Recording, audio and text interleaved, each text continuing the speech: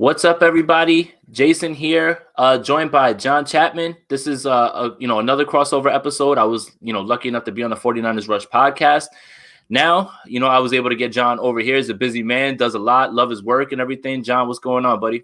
Man, this is such a cool time. There would be so much downtime with the NFL. I absolutely love how they have adjusted it to where it's just nonstop. Here we are in the middle of freaking May, and I'm so jazzed, man. When that schedule release came out, I was a little upset about one game, just the whole Tennessee being on a Thursday. That was the game I was so excited about. Oh, and that's where we're at. I see the hashtag CC. Yeah, I was going to ask you, John. Yeah, I was going to ask you, John. So I was on your show and I got a chance to look through the comments and everything. I try to take a peek here and there. I try to stay away from certain comment sections because sometimes that'll drag you down. But for the large part, I saw a lot of those CCs. Can you explain to me and my people, what that really means? So we do what's called the countdown crew. The first 90 seconds we go live. If you just hashtag CC across any platform that we're on, YouTube, Twitch, Periscope, Twitter, Facebook, whatever, that enters you in. That's a ticket. And we do giveaways every month. So last week, we just gave out a Brandon Ayuk jersey. Nice. We give out shirts. I got this shirt on right here. This is 49ers nice. Waterworks. No leaks guaranteed. So every time the hashtag CC on a live broadcast, that just puts them into giveaways. And I don't know why. I don't like money. And so I just keep throwing it away. But it's a lot of fun. No, honestly, that's really cool. And I'm glad you gave me that insight because I was like, man, do they mean credit cards? And sometimes, when I look at my YouTube comments, usually some of them are spam. Like you'll get one that says Vox and like a timestamp. And I never really understand what that meant. So I thought I thought it had something to do with, your content and everything. I'm just glad that you were able to, clarify it a little bit. Yeah. All right. Awesome, man. Well, so, kind of like how you did on your show, you gave me a chance to talk about how, I got into content creating, just for the people that aren't aware, and there's not really many of them, to be honest. How did you get into all of this and covering the 49ers in this grand way that you've been doing it? It was a weird turn of events. Went to grad school, started my own real estate company. Those things were great, but I did not enjoy my job at all. I hated it. And, it's kind of cliche.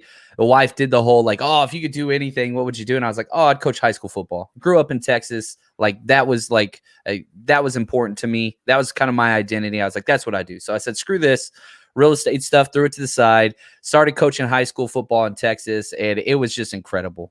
Dream come true. One of the largest schools in the country. We were a very, very prominent program, and it was just an absolute blast. I loved it. A couple years later, wife and I got the opportunity to become foster adoptive parents. So we got a couple boys. Both of them got expelled their first year. No way. Oh man. Yeah, they're the best ever. But we've adopted them permanently. And when we did, I realized I could not keep coaching. Like I had a bed in my office and I would be spending the night at the school 2 to 3 times a week. Jesse's asking what school?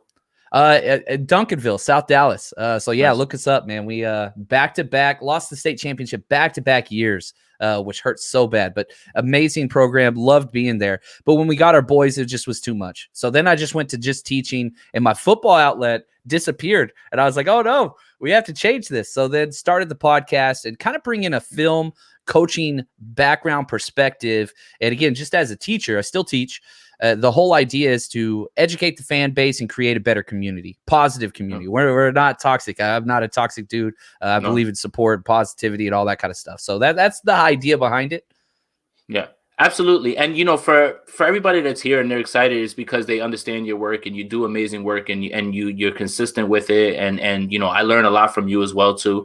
When you break down film, you do it in a way that there's a part of football Twitter that when they break down film, it becomes hard for laymen to understand. And I don't mean laymen's in a bad term. I just mean that not everybody's football acumen is high, right? And I feel like the hardest part for people to admit is that they don't understand, as opposed to just saying, hey, I want to learn. But you do it in a way where it kind of connects and it blends, the expert level with, let's just say the casual fan, and still, gives them an opportunity to learn, which is, a reason that you've been so successful with your content, I think. And I'll say this, I've been involved in the coaching. Like, that was my profession for a long time. I still learn so many new techniques and stuff because, again, you're part of a coaching background. You operate within that scheme. We ran a quarter system. My entire time I was at that program, we ran the same type of defense, 4-2-5 quarter system. So there are some schemes and stuff, and it's always learning and adapting and watching coaching clinics and coaching tape and other people. It's not a I think Twitter gets a bad rap because, one, Twitter's amazing, but if I post a clip that shows George Kittle catching a ball, just a routine catch at practice, 5 people are going to comment, oh, well, the pass was bad. His drop step wasn't good. He needs to do that. And so, like, everybody's trying to, like, always one-up each other. And so you got to kind of be careful with that. And whenever you come from a point of, guess what, guys? I don't know anything. It doesn't really affect when people like jump in and try to, tear you down or whatever. So it's like, it's what it is. But I love the engagement that happens on Twitter. But this, like, everybody's an expert and knows everything. It gets kind of old. Sometimes. I'm not an expert. I'll tell everybody. My wife would tell everybody. Not an expert. And that's what's the best part to me. And like when people ask me, right, it's like, people say, oh, your knowledge is great. Like they tell me things like this. And I'm just like, listen, here's the best part about this. And this is what everybody should be gravitating to. Whatever it is that you're learning, you're scratching the surface. You could have 0.0001% of the football knowledge that is out there. There's so much to learn. There's so much to grind. There's so much to understand. And I think that's where it gets lost, right? There is no expert. There is no know-it-all, right? Like even Kyle Shanahan at times can be flummoxed somehow. You see the Only Shan shirt, but if you throw something at him that he's never seen, which is out there, he's even someone who would be susceptible to that. So I think that's what's the beauty of football and all this content creating is that, you learn and you teach, but you understand that you are nowhere near understanding everything and knowing everything. And that's where I think I just saw a comment saying, that they enjoy both of our content because we don't dive into the drama. We don't. I mean, honestly, I have no problem filling my cup up with other people's knowledge. And I think that's what's a lot of the issue when it comes down to a lot of these things is guys want to, dunk on other people and show you this and that. Me, honestly, man, if you're going to teach me something, I don't care how that happens, if that's in a tweet or your article, I take it and I learn and I absorb that. And that's how it should be. I think that a lot of people are scared to fill their cup up with other people's knowledge. And I think that's why you're crushing it, man. It was funny. I don't do guests on my show, man, very often. Like, I'm weird. And, I put the question out there. I was like, who you guys want on there? And it was, it was about the same 4 or 5 people being recommended, but a lot of positive stuff. So love what you're bringing. Just to kind of the 49ers atmosphere, man. So just keep up the work. I love what you do. I listen to every one of your shows, man. So that's awesome, John. I appreciate that, man. And hey, listen, if I could recommend somebody, and I saw them in the same comments, is I think that you and Vish would have an amazing discussion. Vish is one of the guys that I learned from, a kid who's miles younger than me, right? That's the best part about it, right? A 20-year-old kid that I could meet. He's younger than Trey Lance. And he teaches me all the time, honestly, when I listen to him talk. And again, I'm not afraid to learn from other people, from you, from Croc, from Rich, from him, any of those guys that if you have something that I can learn, I will learn it and I will give credit where it's due. So real quick, I'll reach out just because of your comment. I love it, man. Yeah, no, Vish, you and Vish, I think that'll be incredible. So injuries is big. How do we lower it? Niners #1, 49er fan. Thank you for the donation. John, I'll let you take this one real quick before we get into our topics. Man, the injuries, that's a rough thing to predict. And so if you look at the 49ers, you can go back to 2019 when we were successful. We were not safe from injuries. We went into the Super Bowl with 16 players on injured reserve. Like, that is an above average number. I saw the stat out there. The last 5 years, we have been in the bottom 8 or top 8 most injured, however it is you want to reference that. That's been huge. Now, how much of that is drafting players with injury history, a la Trent Baalke, and how much of that is just bad luck or no offseason? So there's a couple different ways you can get into that. But at the end of the day, this anomaly that continues to happen, it's going to change at some point. And if you look at the 49ers draft class, it looks pretty damn good. Trey Lance, only 17 starts, no injuries. Aaron Banks, 31 straight starts, straight starts. And so you start, peppering these guys in. Trey Sermon had some issues, but still was able to play through almost all of them. He had an LCL injury his junior year at Oklahoma, which caused him to miss some time, but came right back the next year and dominated at Ohio State. So it's not as simple as, just draft players who haven't been injured, because we know football has a 100% injury guarantee. It doesn't matter who you are. And you could draft guys like Frank Gore, who's had multiple, ACLs, and then they become NFL's Iron Man. It's not as simple as, okay, they haven't been injured, they won't be injured. But hopefully this year we'll get into some of the mandatory mini camp, and people don't listen too much to Tom Brady and they get in and get some workout. We didn't have that last year. I think that'll help some with some of the soft tissue stuff. Yeah, and that's kind of what I said on your show as well, too, is that, just playing the law of averages and how things work, there's no way that injury level can happen again. It can't. It's impossible. And if it does, then there's someone with a voodoo doll who is out to get the 49ers, because it's impossible to have that many injuries. Literally, the first placeholder for a position was injured. They would bring someone in free agency. That person would get injured. And then the third person that would be behind, he would get injured. There's no way that all of that can happen. And you're absolutely right. Football is all about injuries. You're going to have them. Can you play through them? How severe are they? That's absolutely true. But there's no way. It's almost impossible. I'm going to knock on wood again, just in case. But it's impossible to have that amount of injuries again, which is why when we talked about, when you asked me, hey, what's the NFC West prediction? It's still the 49ers, because it can't be that bad again. It can't. It just can't. It's impossible almost. We lost 5 centers before training camp last year. I'm not exaggerating the number either. We were still in training camp and we were down 5 centers. It's not happening again. It's going to be better this year. Definitely can't happen. So you were talking about it earlier. We were talking about the schedule and the reveal and everything as well, too. How do you feel, overall thoughts on the actual schedule? We'll get to a prediction in a little bit. I'll pull up the actual schedule if you want to go through it that way. But overall feelings, how do you feel about the bye week and things like that? Bye week's my least favorite part. Okay, I don't like the week 6 bye week. And you want a later one, especially as the season gets longer and longer and longer. But I'll say this, every single year, East Coast and West Coast teams, they all have complaints because you're getting screwed. You've got to travel more than everybody. 49ers have the most travel, but it's that way every year. You look at the NFC West, all of them are in the top 6. It's just what it is being on the East Coast or West Coast. But I love this schedule. The 49ers got a gift from the NFL media gods or whoever comes up with all this mess, because there is no crazy road trips that you have to go on. There's peppered in so many weak teams. If you just look across the NFL and you say, all right, and a lot of this is because the 49ers finished 4th last year, but we even got some lucky stuff outside of that. You're playing almost every poor team in the NFL. Philadelphia, awesome. Detroit, greatness. You look across to the other side, Jacksonville, I love it. The Texans, are you kidding me? Cincinnati, my favorite thing about this is that 17th game, which I was against it, but I'll take it. But the best thing about the 17th game this year, the 49ers get to play the Bengals, where the rest of the NFC West plays Pittsburgh, Baltimore, and Cleveland. 3 solid teams. So just that one little, game itself, I absolutely love that.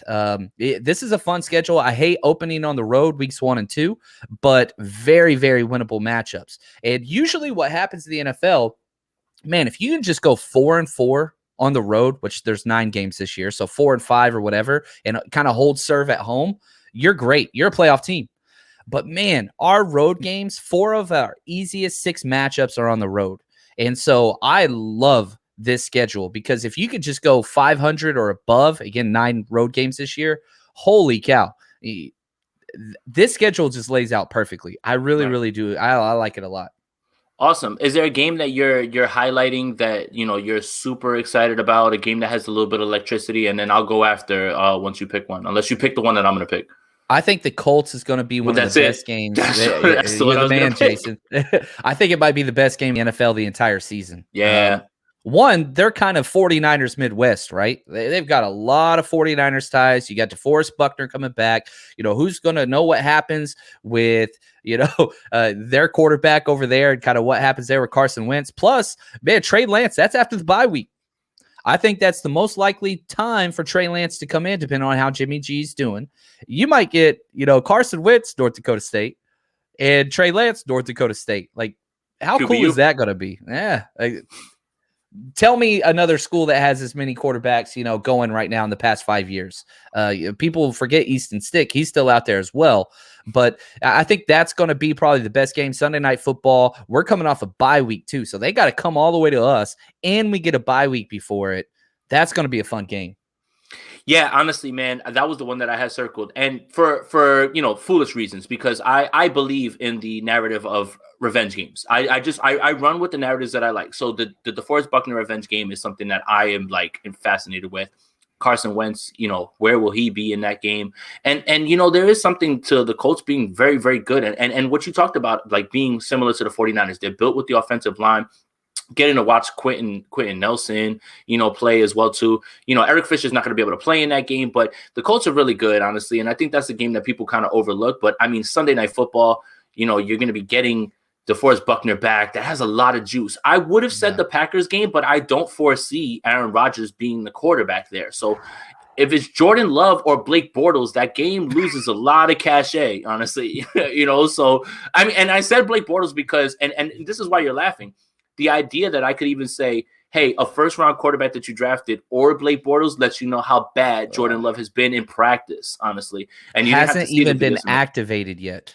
I mean, how bad? And look, there's throws of him, missing targets badly. And like you said, it's less about what the coaches say and more what they do. If he's not even active, and think about this, right? The Packers were in many advantageous positions where they're blowing people out.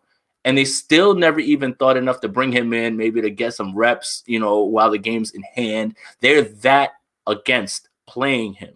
So that's why when I say Jordan Love or Blake Bortles, yes, I'm making a joke, but that also speaks to how bad Jordan Love has been, honestly, that Blake Bortles needed to be a consideration. So let me ask you a question. Is there any game that concerns you as far as a trap game? In 2019, the 49ers get this thrilling victory against New Orleans and then lose to the Falcons the last week.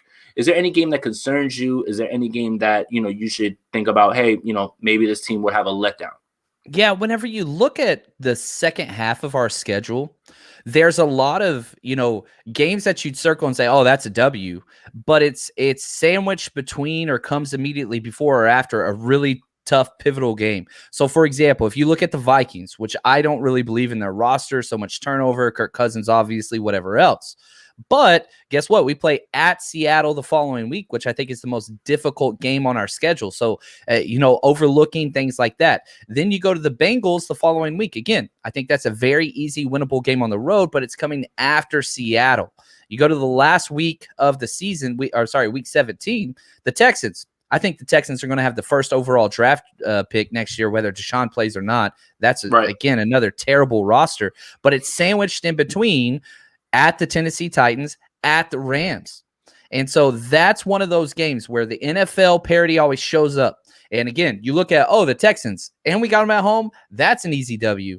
But, man, you sandwich those between two top-tier road teams, you don't know what's going to happen. It always gets kind of weird in those times. Now, good playoff teams, good quality football programs, they do not drop those games. So they're litmus tests. Yeah, obviously you look at how do you play against top-tier teams, but that's not what costs teams in the playoffs. That's not what it is. It's consistency and not dropping those easy ones, especially heading into the playoffs. So here's one that, I was on Grant Cohn's show earlier today that I dropped as a team that I was afraid of as a letdown game. The Jacksonville Jaguars. Here's why. Monday Night Football against the Rams at home. Now you have to fly across the country. 1:00 game for us over here on the East Coast. 10, right? Okay. Now, yes, Urban Meyer, you can laugh at him. Tim Tebow still hasn't officially been signed. Also, by the way, he also had to reiterate today on Chris Collinsworth's podcast that that's still not done, as much as everybody wants to talk. So, but when you look at them on the offensive side of the ball, Trevor Lawrence, Etienne, James Robinson, DJ Chark, Marvin Jones Jr., right? They add him as well, too. That could be a game where not the 49ers lose, but if the 49ers win 20-17, 21-17, 24-21, you shouldn't be all that surprised.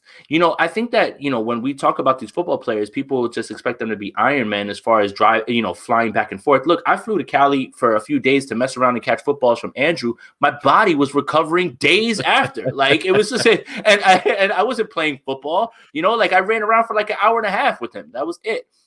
So I think, that sort of thing, again, it should be a win. The 49ers should roll them. But I'm talking about this being a much more difficult game than you believe. Like, that's not just like a straight up 40-0 type game, right? I could see that being a game where the 49ers have some issues. They wind up pulling the game out, and the game's a lot closer than people believe. I won't project an L against a team that won 2 games last year. I won't project that.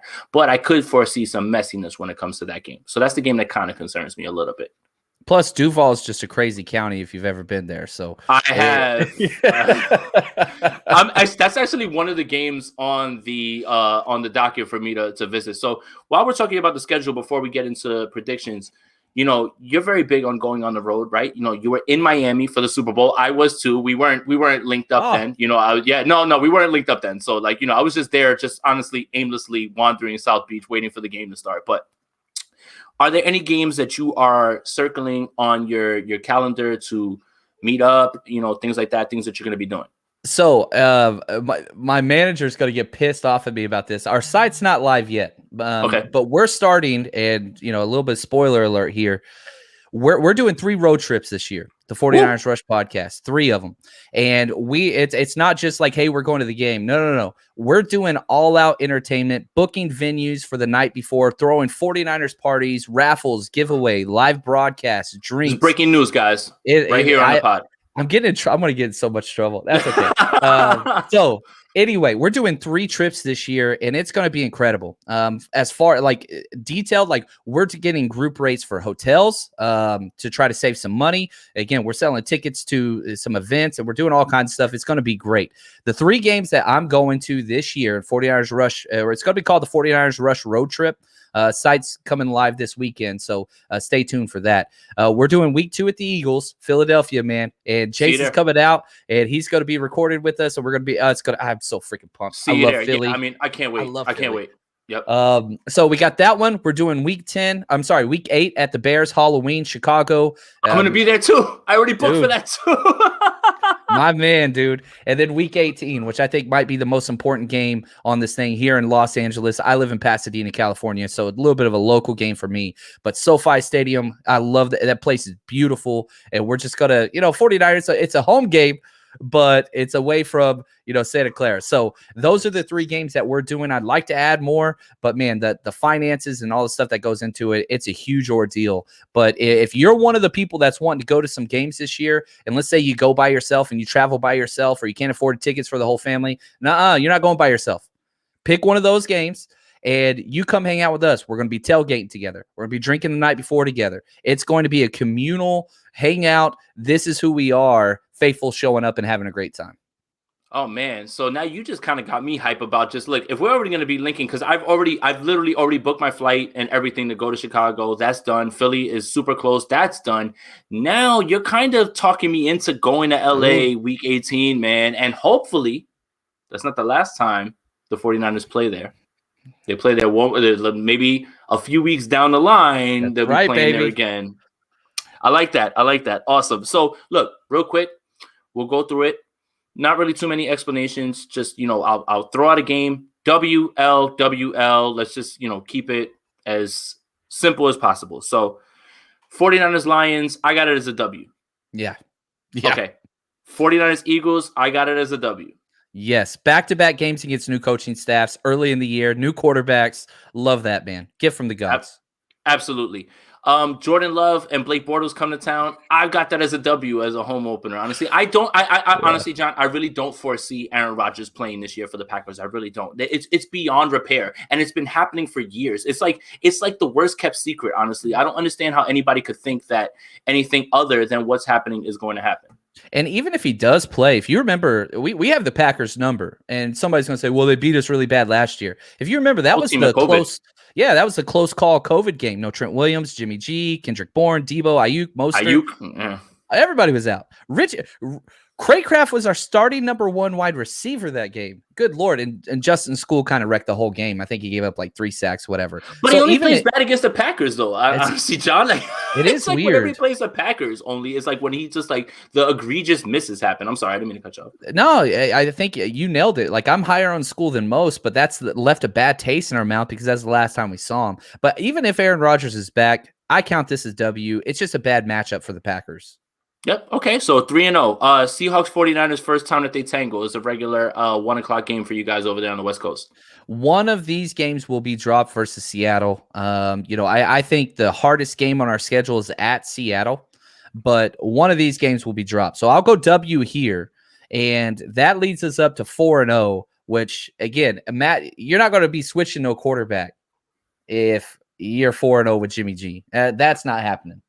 Very, very good point, honestly, and I agree with you, honestly, especially when we talk about Seattle being full capacity at that point, again, and so, and again, look, even the most hardcore 49er fan would say, man, one of these games is going to get dropped. Like, you can't just say you're going to sweep the Seahawks, as bad as they are, whatever. Russell Wilson still got all that tension around it. You got to feel like one of those gets dropped. But I agree with you.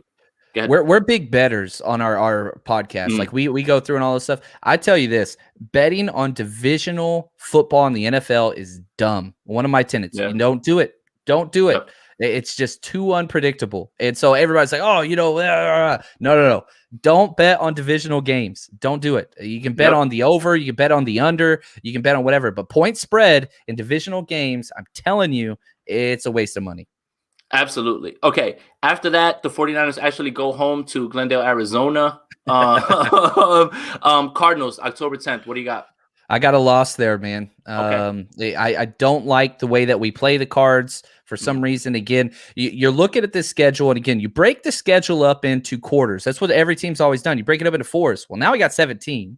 With our bye week at 6, it's very clear the first 5 games is going to be quarter 1 for the 49ers.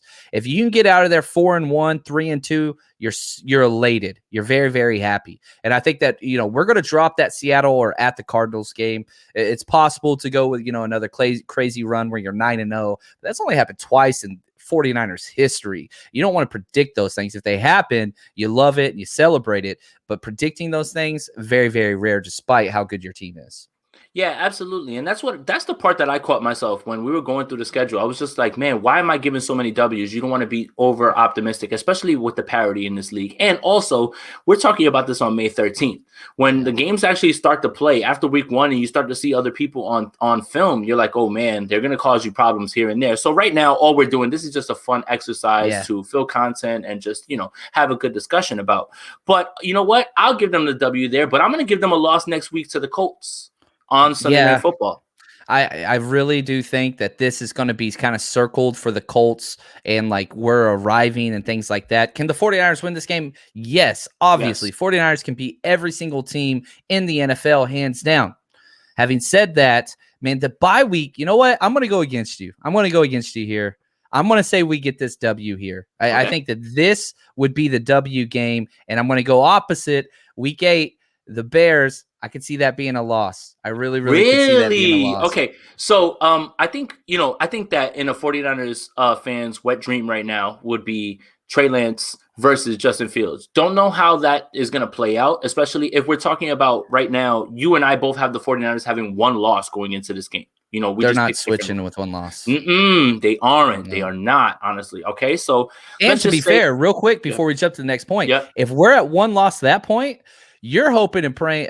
You're not hoping anybody gets injured, but Jimmy G's trade value just went from like a 2nd round to now you're talking late 1st. And so this is the best case situation for everybody involved. We all want our new toy in Trey Lance. I want him as much as anybody, but this is great. Delayed gratification. You're upping Jimmy G's stock. Everything is just, this would be perfect situation. Right, absolutely, and I agree with that 100%. Again, even if I'm not with the calculated risk of having him out there because of, like God forbid he plays bad or gets injured or something like that, but this is best case scenario, right? Especially, you and I just chose different games, but we're at the same record at this point right now, right? I'm going to give the 49ers a win here, and here's why. And it's less about Justin Fields more than anything. It's more about Matt Nagy. I just, when I watch him, when he was in Kansas City, it's funny, right? When he was in Kansas City, Andy Reid had a tough time with play calling. And then when they turned it over to Matt Nagy, all of a sudden things changed, right? Yeah. And this was during Kareem's first year there, I believe, if I'm not mistaken, Kareem Hunt's first year, right? And, like Andy Reid completely went away from Kareem Hunt. And then all of a sudden, Matt Nagy got it back rolling again, right? So here's the thing. I don't think that he's as bad as everybody says, but I do have my reservations with him, and I don't think he's going to be around for too much longer. So if the reason that I'm going to say that it's the 49ers, it's more because of them and not Justin Fields, because, I want Justin Fields to succeed every game as long as it's not the 49ers. But Matt Nagy is going to hold that team back with their play calling. I love Allen Robinson. I think he's one of the best underrated receivers in the league. Their defense, they literally got rid of Kendall Fuller for no reason. Like they had no reason to do it. Like it didn't even make sense. The salary cap, anything like that. He's still super productive, and but the Bears are a bit of a dumpster fire, if I could use a less of a better word, honestly, more than anything, honestly. So that's where I'll push back a little bit there. It's just, again, May 13th, that's just how I feel. Again, they could come out and knock the doors off the whole place, week one with Justin Fields, and then I'd have to reevaluate this. But right now, as of the time that it sits right now with this team, I'm not really too worried about the Bears. It's going to be an amazing game, and I will be out there, honestly, for it. Just I would advise any 49er fan that's looking for tickets to that game not buy them yet, because they haven't opened up the whole stadium. Like You're basically paying for like those like limited seats. Chicago is going to be the most expensive to go to, period, this year. It always is. Yes. But I'll say this, one of my favorite cities, when they did back-to-back drafts there, me and my buddy went there and just had an absolute blast. So we'll be staying close to, Memorial Park and where the stadium is, Soldier Stadium. That's going to be a fun trip, man. I love Chicago. It's cold, but it's going to be fun. And Halloween night. So 49ers go back home. After that, Arizona's back. Yeah, I think we drop one to the Cards. I think we win at home. And again, coming after that game of Seattle, whatever, I don't see this being a 49ers team that loses back-to-back type games. I just think they're too stout. The depth is there, all those things. Cardinals have a very deep roster. We talked about this last time we hooked up.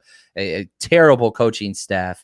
And so I'm not too worried about them. But for some reason, their best game, their rivalry game is the 49ers. I think they sneak one from us, but this won't be it.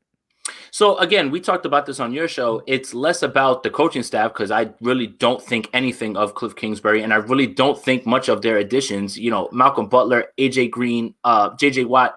This would have been the best team in 2012, I swear, honestly. But honestly, it really boils down to just Kyler Murray. That's it. Kyler Murray has any goodwill towards Cliff Kingsbury is because of Kyler Murray. Only, absolutely only. That's it. Like, He's the only reason that anybody thinks anything good of him. So I agree with you that there's a chance that they drop one, but I'm going to be a little bit more bullish, and I'm going to say the 49ers win this game too. I am. I love it, man. Honestly, look, again, I feel bad because I don't want to just keep stacking wins, but with that's the Cardinals, a testament to this roster. It's a good find the hole, find the leak, find the weakness in the coaching staff. You would take our coaching staff over every team we played. You would take our roster over every single team we have played. Those aren't in question. And so it's so easy to say, you put them in a vacuum, us versus them. Oh my God, I'm taking us every time.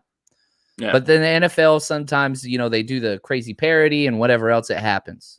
Mm-hmm. So Monday Night Football, this is a big one. 49ers at home against the Rams, man. And this is the one where I struggle with, because we talked about it on your show. The team that I'm most worried about, obviously you're worried about Russell Wilson because they lay in the weeds with Seattle, and that's just how they are. It's the Rams. And we talked about it, man. Sean McVay doesn't have to hold his quarterback's hand anymore. They've got weapons. They've got a quarterback who can sling it. They've got a running back who can run it. They're top heavy with the number 1 or 2 shutdown corner, and probably the number 1 or 2 like football player in the world right now, Aaron Donald. How do you foresee this one shaking out? One of the things I looked at when the schedule came out was, man, I'm hoping we don't have 3 road games in a row. I'm hoping we don't get stacked. You remember that one year where we played like Packers, Ravens, Seahawks, like Saints, and Packers. Yeah. it's just like, God, I was looking for that. But one of the top things I look for was I want to play the Rams late in the season. And the main reason why is this: they are the most top-heavy roster in the NFL with the least amount of depth. They have their stars: Ramsey, Stafford, Darnold. Yeah, the wide receivers. I get it. After that, it's a wasteland. So whenever I saw our first matchup against the Rams was week 10 and then week 18, I started celebrating because I think the division comes down to these two teams. And I think the Rams weeks 1 through 4 versus late, I could be wrong here, but if any team has any injuries, this team will be screwed if they have 4 key injuries. There is no depth there. So I got a W here. Week 10, Monday Night Football. I love the competition between Kyle Shanahan and McVay. And Shanahan's owned them when they play each other. Mm-hmm. But I don't think that they get over the hump this year. And I think the 49ers, I think they'll win both of those games against the Rams this year.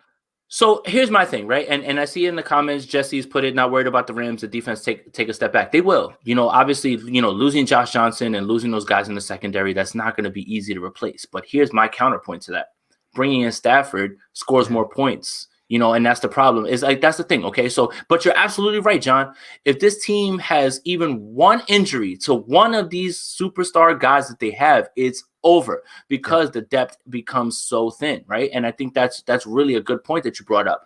But I feel like if this team is rolling and they're fine and they're good, like with their injuries and stuff, man, Matthew Stafford and that offense makes up for whatever they're going to give up. This defense could go from top 1, because it was the number 1 defense last year, could go from top 1 to top 10, and that's regressing, but still be fine. And I'll say this too.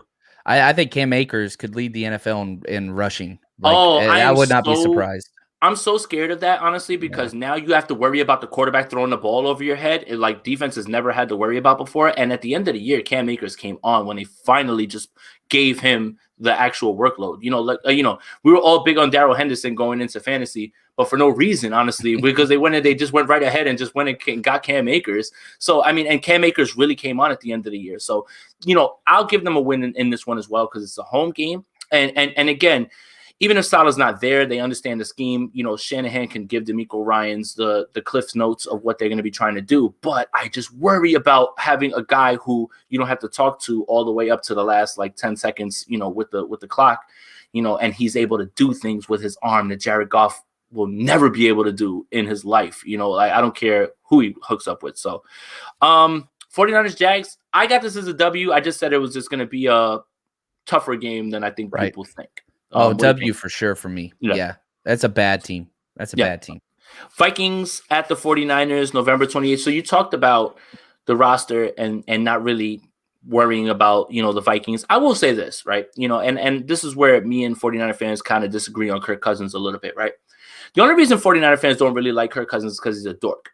When you really look at what he's done on the field and you quantify his film and his stats, the last 2 years, he's been very, very, very good. The reason that the Vikings have really taken a step back is because Mike Zimmer is a defensive coach, and they have taken a huge step back on defense. So what I want to point to is watch any press conference after any game, even wins. Mike Zimmer's in there complaining the entire time about the defense. That's all he cares about, right? Kirk Cousins could have went up there and put up 41 points against somebody, right? And they could have given up 10. He's going to complain no matter what because he's just a defensive guy. But you talk to me about what you think about in this game. Man, the one thing I'll say about the Vikings that they have in their favor, it's not a primetime game, so Kirk Cousins has a chance. And 2, their strengths on offense, obviously wide receiver, match up pretty good with our kind of weaknesses on defense. I don't think they're going to be able to run the ball very well against us, but man, it's going to be one of those air it out, Justin Jefferson, in the past. And this is one of the things I'm looking for, the litmus test for DeMeco Ryans. Probably one of my issues with Saleh, which he got better and better at every year, is he would allow one player to beat that defense. Is DeMeco going to be the guy that's going to be able to step up and stop Jefferson, if he's going off or whatever, Adam Thielen. So it's going to be a fun game. I think this is going to be a fun test. But at the end of the day, the 49ers, I mean, Kirk Cousins, like, I don't know, man. He's good. And his stat line is always good. But at the end of the day, I just don't see him as a winner against good teams. So I'm going to give W to the 49ers there. I hear you. He is a dork. He is a big time. Yeah, he is a big dork, honestly. But I mean, whenever you wear like, socks with the thong sandals, it's like, that's just like a huge red flag, honestly. I know that has nothing to do with football, but all right, let's keep moving. It does though. It does. All right. December 5th, Sunday Night Football in Seattle. I think we kind of talked about it. I think I have this marked down as a loss. I do as well. I think this is the toughest game on our schedule, playing at Seattle. And the thing that I would add to it is this: there were no fans there last year. They lost their home field advantage. They're going to be coming out. We talked about which games we're buying tickets for and going to and all those things. Seattle's buying tickets to this game. This is going to be the most expensive game that they have all year. And it's going to be crazy. Now, can the 49ers win this game? Yes, 100%. But degree of difficulty, it is the toughest game on the schedule. Yeah, and that's the thing, right? The 49ers could win every single one of these games. Like, they're all right, there's a world, and the percentage of the chance of this happening is like 0.0001, but there's a world where the 49ers win all these games. But you have to try to be objective, right? There's going to be games that are losses. There's going to be war of attrition when it comes to injuries, and there's going to be teams that do things differently and they play differently. You always know that when the Seattle Seahawks are on the schedule, you're down for a battle. You're down for a battle to the last minute. Or, unfortunately, because we haven't seen it on our side, Seattle just blows out the 49ers, like that. Like, unfortunately, like the 49ers don't have blowout wins against Seattle. They don't. They either have down to the last second wins, they have either down to the second losses, or they get blown out like they did last year, in the Seattle Seahawks game. Sorry, guys. I didn't want to, be negative, but it's just history, honestly, when it comes to it. So, yeah, that's the one that I'll give them a loss. But then they go right to Cincinnati. We've got to find that. John, what I want to do when I get to Cincinnati, if I go to this game, because I could drive to it theoretically, I want to find that 49ers fan that was giving that obscene gesture. I knew exactly what you were talking about as soon as you started, man. I mean, he is so great. And there's when you see the guy, if you remove the background and you didn't know the game was in, you just saw the haircut, you'd be like, that dude lives in and or around Cincinnati. This is where he is from. And so, yeah, man, I'm with you. Honestly, I just I posted the video of him doing that on Twitter, and people were just like, how is this man not in the Hall of Fame? That is literally so. What's funny? There's like moments of 2019 that you can picture in your mind because it's such a memorable year, no matter what anybody has to say about it or anything like that. That's one of them, man. Like seeing that on TV and then having that turn into a GIF, and that guy is a legend. And realistically, I just want to find him so I could buy him a beer. More than anything, I just want to buy him a beer and just say, thank you, man. Thank you for your contributions to 49ers Twitter. You know what? He's probably one of those guys that's completely oblivious to the fact that we have taken his likeness and posted it so many times. But yeah, honestly, look, Joe and I Burrow, love Cincinnati. I'm not trying to down on Cincinnati. I apologize if I offend anybody. I love that city, actually. No, you're good. You're good, honestly. But with the Bengals, honestly, look, love Joe Burrow, love Jamar Chase. I thought that what they did in the draft was they prioritized the quick game as opposed to protecting Joe Burrow. They're not going to have him drop back a ton and have long, deep routes. Jamar Chase they have that chemistry. So they're thinking less about, that's why when people were confused about why they didn't go lineman is because, okay, you get the best receiver on the board in their mind, and you're going to run a lot of quick game with him. Because remember, Zach Taylor runs an offshoot of Shanahan's offense and things like that. But I still have the 49ers winning this game. That defense is really bad. Losing William Jackson, I really don't understand. Losing William Jackson and Carl Lawson, I don't know how you replace either of those guys, and especially William Jackson, who is one of the most underrated cover corners in the league. I'm with you, man. His game tape out of Houston, I was so high on that kid. He was a hell of a player. I still think he is a great player. I'm a big William Jackson III fan. Yep, absolutely. So we both got that one marked down as a win. Falcons come to the 49ers. Let me ask you a question, and this is me just trying to start a whole other topic.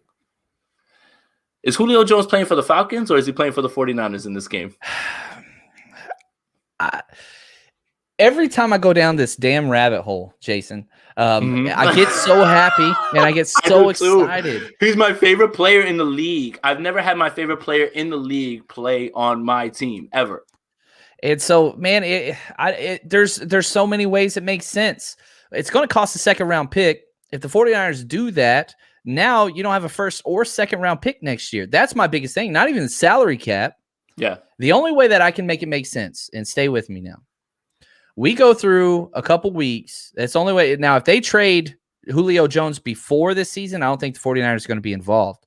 But we go through the bye week, before the trade deadline. We offload Jimmy Garoppolo. Then we bring in Julio Jones. I think that would work. But, man, just the draft capital, you'd have to get something huge back. And maybe Kyle Shanahan says, look, we're going to get a second for Jimmy. So let's give up our second. We'll get back a second or a first for Jimmy, and that kind of makes sense for it. But, man, if you added Julio Jones to this offense, even where he is now, golly, man. And I agree with you, honestly. I think that the Jimmy Garoppolo contract is what stands in the way, right? Because of the cap hit and everything as well, too. And I agree with you. Me, I'm just playing fantasy football. I just want to see my favorite player wear a 49ers uniform. And then you're talking about, even at this stage in his career, still being probably the best receiver the 49ers have had since Terrell Owens, if he joins the team, even if it's for a year or two, honestly. And one of my things that I love the most is this front office is calling. They turn over every rock, man. So they're gonna call and say, "Hey, you want a third? You want a third? Let's make this work." There's no doubt they're informing Kyle Shanahan Loyalty Project 101. He's coached them. Julio's best season ever was with them.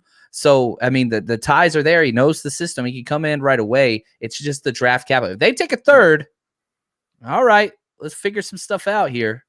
But we'll see. How indefensible would this lineup of Julio Jones, Brandon Ayuk, Deebo Samuel in the slot, George Kittle, God help defensive coordinators if that were to happen? You could never put 8 men in the box ever. Never, ever, ever. Oh, man. All right. So with this one, I'm going to give them a loss. Just because, again, this is another one of those games where it's a letdown, right? So, look, they're going to beat the Bengals. I have no problem with that. It's just there's something weird about the way that they play them, even if Dan Quinn's not over there anymore. And look, Matt Ryan, Kyle Pitts, Calvin Ridley, Julio Jones, Russell Gage, who cares who they have at running back at this point, whether that's Mike Davis, Cordero Patterson, Javian Hawkins, whatever. And then Arthur Smith, I think that's the part that really scares me more than anything. Arthur Smith's over there, and he's bringing his variation of Shanahan's system with the play action. And Matt Ryan is, let's just say, better than Ryan Tannehill, I'll say, for my money. And, I agree. I think that they have the opportunity to give this team problems. If you can't get to Matt Ryan and you allow those routes to develop down the field with those guys, you're going to get hit up, especially considering the cornerbacks on this roster are thin. That's probably one of the weakest points of this team right now, honestly. So yeah, I mean, I'm going to just, for the idea of parity and not just saying win, I'll probably give them a loss on this one for now, just because of those things. And just that offense is going to be tough to deal with, honestly. Even if they don't win a bunch of games, their offense is going to be tough to deal with. Yeah, there's going to be a loss somewhere in here. Late in the season, road games, whatever. I got a W here, but yeah, I wouldn't be shocked at all. Right. So Thursday Night Football. So the 49ers play on, it's 4 days. So Sunday, they go right to Thursday, Tennessee, right before Christmas Eve. The Titans have lost a lot of things on the defensive side of the ball. They lost Corey Davis on the offensive side of the ball. They lost Jonnu Smith as well, too, right? They still have Derrick Henry, and they still have A.J. Brown. They still have Ryan Tannehill, who is extremely efficient in this offense, especially off of play action. How do you foresee this game going? I got this is the second hardest game on our schedule. But again, as you mentioned, flying across the country, 4 days, late in the year. Plus, your biggest game of the year is coming next week on the road against the Rams. Probably going to be deciding the division, seeding, playoff, all that stuff. This game I was so pissed whenever I saw this was a Thursday night game, because Nashville was, top of my list as long as it's not a Thursday night game. As long as it's not a Thursday, I'm a teacher. I can't miss all those days. I was so mad. And then on top of Christmas Eve and all that stuff, just not going to work out with the fam. So I got an L here, but I just hate the situation outside of the Titans. This isn't even mentioning the Titans. 4 days prep. flying across the country. There's so many things I don't like about this.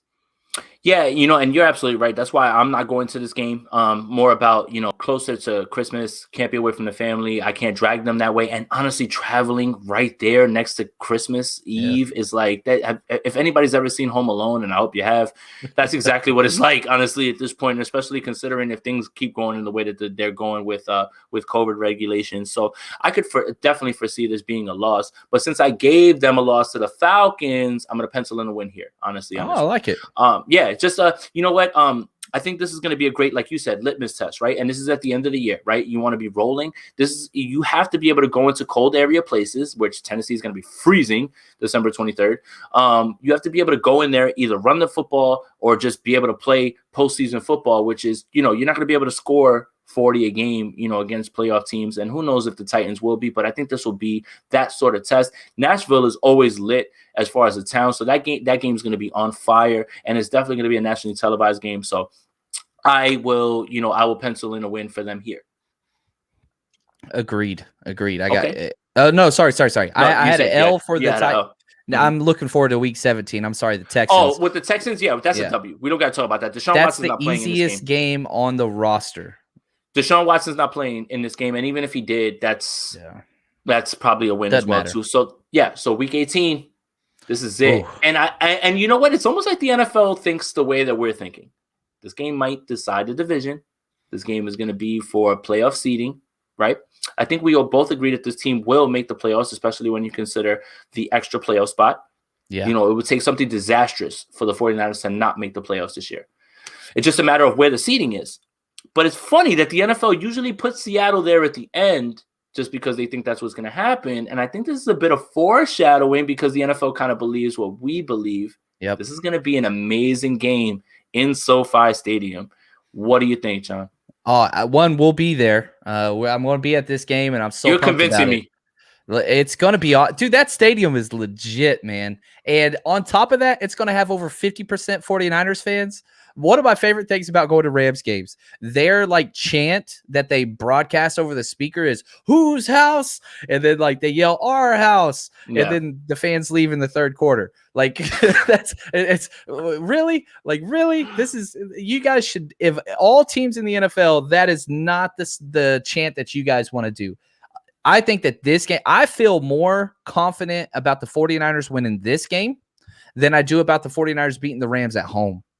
Right. This just screams. You're coming off a little bit of a mini bye week because of the Thursday night football game. You get to go home, you rest, you got those 11 days, then you play the Texans, then you travel very short distance, stay in state, go to the Rams, which you do all the time. You claim that stadium as your own. It's never been a road game in Los Angeles. It's not. And I don't think SoFi is going to be that way either. And we're going to freaking flood this. If you're on the fence about which games to go to, add this to your list. It's freaking incredible. The tailgating section alone, LA tailgates so well, the 49ers chapters. There's so many of them. It's such a blast, man. So come have a beer. Come have several beers with us and some tequila. I'm a tequila guy. And let's have a good time.